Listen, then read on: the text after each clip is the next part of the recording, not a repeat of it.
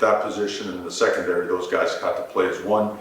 And these guys they're 100% our kind of guys. They are all about the culture that we've established here, and they are certainly going to be great players. Staying on the offensive side, Gerard Pringle is a guy, when Coach Merritt came down, kind of quickly identified him. Just can you talk about that process of, Coach Merritt just kind of quickly offering him, getting him on board, had a ton of other stuff going on, just that whole process? Credit to Coach Merritt here, because when before he got here, he wasn't on the board. Right. He had not been identified, and we had gotten big at running back and powerful, and we were looking for Jamar Gibbs type guy, and he brought Pringle to the table, and my God, did he blew everybody away. I know he might be the top rated guy in Florida. I don't know if he is or he isn't. He was on our board. Like a lot like these other guys at their respective positions, always in the top 5. And Gerard Pringle was at the top of the board. His ability to just create separation, to catch the football, to make guys miss in space. His vertical is insane. He's the guy that came to camp even after he was committed and participated just because he wanted to get coached. He wanted hands-on instruction. And what an unbelievable response by him. Just took every detail, put it to good use. And my God, is he fast. I believe his best time last year, I believe he hit 10.48, 10.5 in the 100 meter. And the sky's the limit for him. That body's just starting to change and taking the strength and conditioning. We expect him to be just an outstanding addition to the Miami Hurricanes. What's the role of strength and conditioning in the evaluation process? Because, some kids, they're done growing height-wise at 15, some at 17, and some have another spurt after they get here. Even how hard is it to be identified, this is what the young man can become if we do X, Y, Z? Well, we actually have some software that tries to predict that, size and growth potential. Yeah, I know. You don't want to try it on the staff. They don't have bright futures. Some of those guys, they're going to be really big. But no, for some of these, we use that software. But at the same time, you also trust your eyes. You look at family history. You look at relatives. You look at their habits as well. And then you start analyzing. Okay, the world we live in, the trenches. You've got to have thick, powerful. A guy like Francis Mainoa, he's got the highest bone density and muscle density of any lineman in the history of the University of Miami. So his success and his durability is not by accident. These guys fall along those same lines, maybe not at that level in terms of hitting those benchmarks, those numbers and specs, but all these guys have that. And at certain positions, you look for more length than actual height, just because they have to cover a lot of space. Defensive ends, edge players, right? Safeties, rangy guys. So catch radius for wide receivers or whatnot. So sometimes you look for the broad and thick parts that go with a certain position, sometimes the length and the vertical part. You go to the Big Ten country, you get two tight ends, two different skill sets. Can you talk about those guys, how they maybe complement one another and how they can each help you? Yeah, those guys were, again, top of the board guys for us. Obviously with Brock Schott, just a really unique, versatile athlete. Does it all. Actually plays defense for his school as well. And I don't know, he had a ton of sacks, a ton of production, quarterback hurries and pressures or whatnot. But his ability to separate, escape, be powerful at the line of scrimmage, be physical, and yet just make the contested catch, become a matchup nightmare for opponents it's really, really unique. I kid him all the time because I went to see him last January when it was complete frozen tundra and snowing sideways, and we got there in a helicopter, and not the best experience, but we mentioned to him, man, you better be good, if we're coming all the way out here like this, and he is not disappointed. We can't wait to see him, heavily pursued by the entire country, absolute stud. And Luka, the same thing. People, I think, didn't realize what a great athlete Luka Gilbert has been his entire career, because he's 6'7", so you automatically assume, well, he's a line of scrimmage guy and whatnot. No, sir. This guy's athletic and versatile, and he is fast and explosive. He can go up and get it, high point balls. He's very loose hips, so he gets in and out of breaks really well, creates separation also. Just naturally explosive, fast, and athletic. And both these guys, just exceptional human beings, really, really smart, really excited to be Miami Hurricanes. Like, these guys wanted to be here. And they were pursued by just about everybody in the country, so very, very blessed to have them as part of this class. Mario, in the old days, you would just get a recruit, you develop him, and he'd be here for 4 or 5 years. Is the new philosophy for you, I haven't even asked this before, is it a mixture always of portal and recruits, or ultimately you want to be back to that, hey, let's just get a ton of great recruits and develop them here for a bunch of years? You know, you'd like to say it's set in stone this way, but I don't think it's ever going to be that way again, because you just don't know, you know. God forbid there's a slew of injuries or, like you say, a bunch of departures, you know. You'd love for the old way to still be the, you know, something that really truly exists at a higher level now, because that word development it's a beautiful word, but nowadays it's treated as almost a nasty word, you know, because development takes time. But we like that. Like when you look at the guys on here, of course they all want to play now, but they also have to be bought into development, right?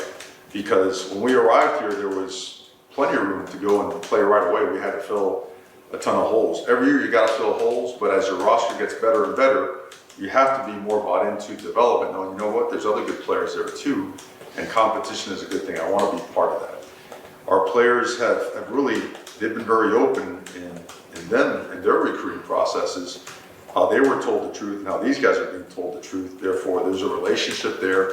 So recruiting is more of a welcome thing than a threat. You know, it's not something that all of a sudden is going to be a surprise or something that's going to be frowned upon. So I think it's critically important, like you mentioned, and I think when you recruit at the high school level, you've got to be very clear as to what that process is going to be like, what those steps are going to be like, because if you really want the best out of a player, they have to buy into development. Look what Elijah Arroyo is right now, right? I heard when he arrived, he was about 210 pounds or something of that nature. But look at him now. So I think those things are just one example of it. Yeah, it's kind of crazy to think that some of these kids are a few days away from arriving. It's kind of odd on that front. What kind of an edge does that get? I mean, not every kid was in a position where I guess some kids just can't come in January, but what sort of an edge does that give? Just in terms of that development and identifying the fine details of this is what's going to make or break you in 25 to 26.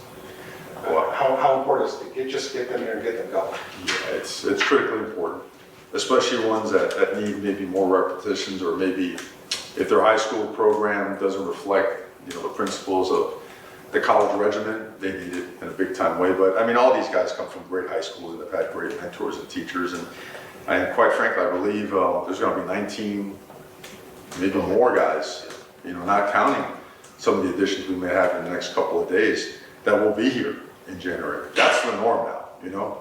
That isn't, before it was like, man, we got 3 guys coming in January. Now the norm is you want to get 20 plus guys in there. And if you can, get all 30, 35 players in, right? Because that allows your players to really start to, now when you refer to all the work we've done since January, you're talking to the entire team, not just the guys that were here and the other half that got here later. So it is, we push for it, and especially academically, because if you can get your diploma in 3 years flat, you've got some great options, you know, once you've completed that process.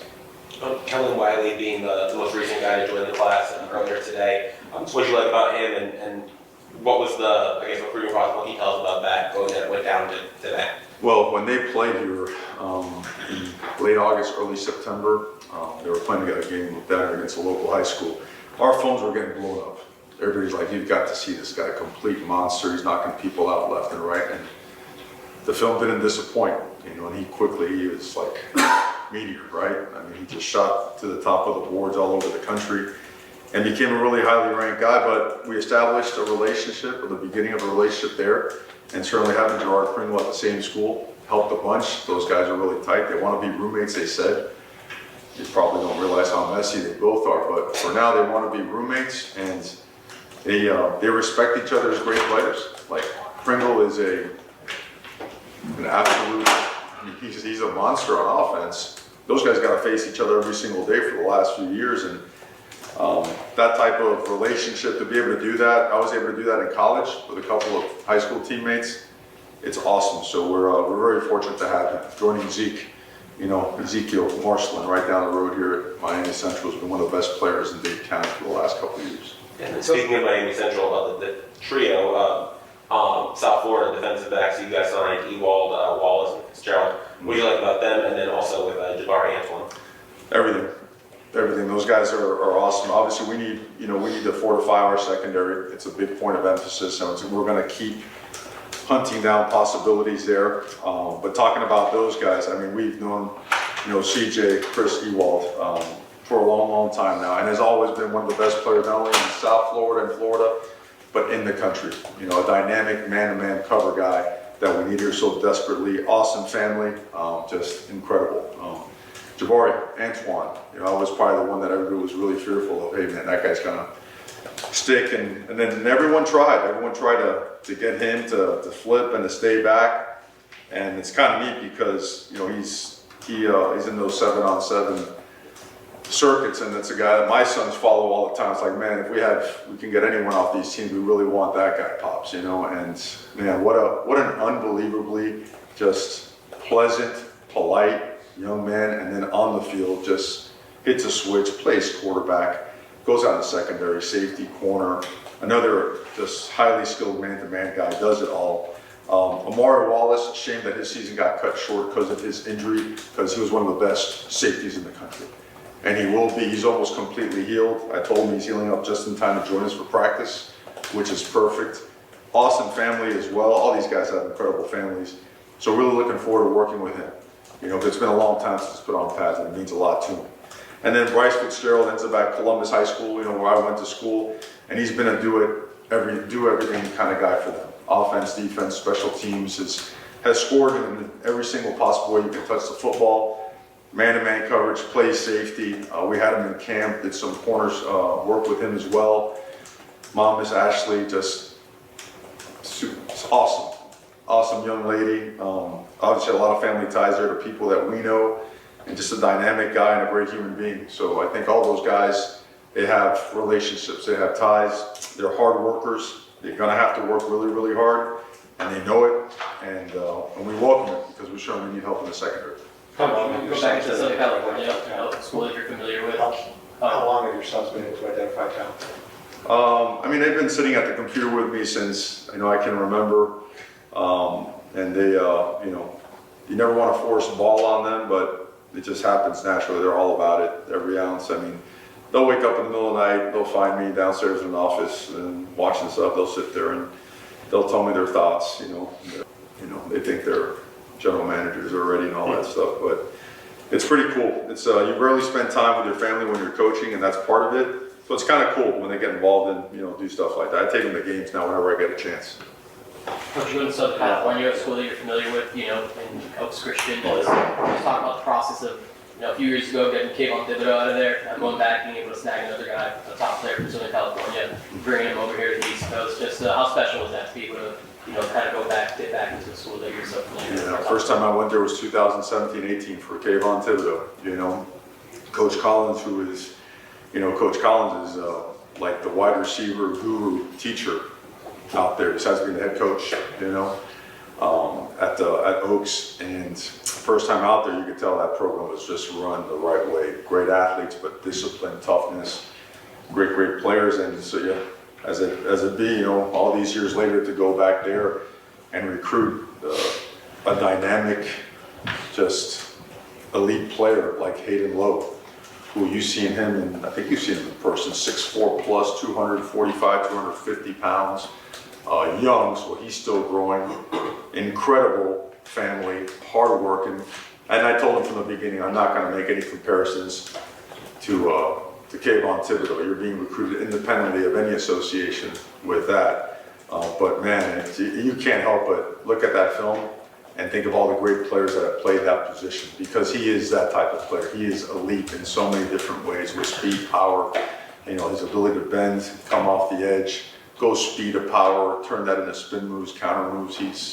He's off the charts, and it's kind of neat. He's complimented on the other side by we call him third, Herbert Scroggins, the third, who just broke the sack state record in Georgia.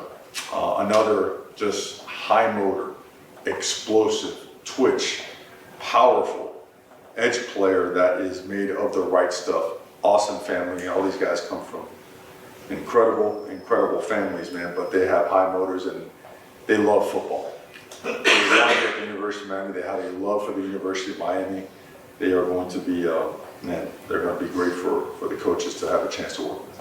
I don't think we've spoken about wide receivers yet. Please talk about Josh Moore and Dalen Upshaw and what those guys bring to the table. Yeah, Josh, as we know, that he's been a target for a long, long time. So it was important that we found a way to get him to flip on over to us. And we had seen him play. I had seen him play before on film, but when he came over here in 23 and he was out there playing in that 7-on-7, it was, you always think of Megatron, right? When you see a ginormous receiver with speed and that type of ability to just go over the top of people, just ginormous catch radius. But he was just taking over the tournament, you know, and when he had committed somewhere else, it was like, man, we've got to go and get that. That's the one. You know, that's the big outside receiver that we got to go find, that we got to go get. And as so be it, you know, he ended up having an incredible season both on offense and on defense. Jumps back there at safety, pick sixes, doing it. He does everything for his team. There's nothing that he wouldn't do for his team.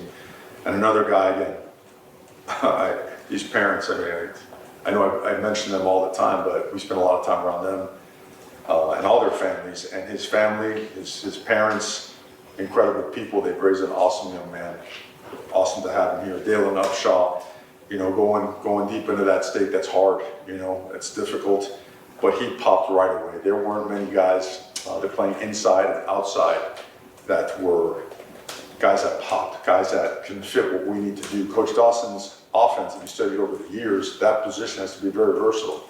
Xavier Restrepo just proved that, right? Tank, forget what Tank does. Tank Dell at Houston proved that as well, and Dalen possesses all those qualities and more. And a guy that, again, comes from a state champion, trying to repeat as a state champion as well. Great family, tremendous upside, speed, explosiveness, same thing. You know, we need speed, we need guys that can stretch the field, but that have enough wiggle to make things happen as well.